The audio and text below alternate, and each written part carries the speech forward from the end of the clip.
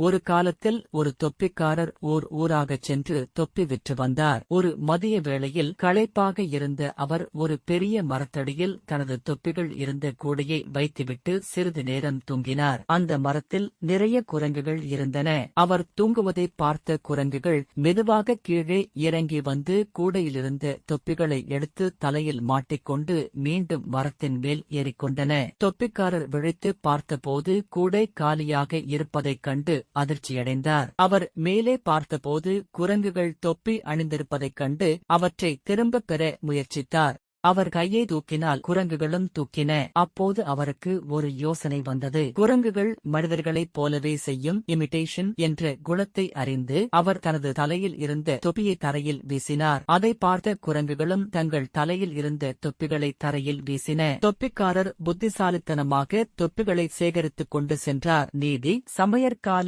புத்திசாலித்தனம் சமயோசித புத்தி வெற்றியைத் தரும்.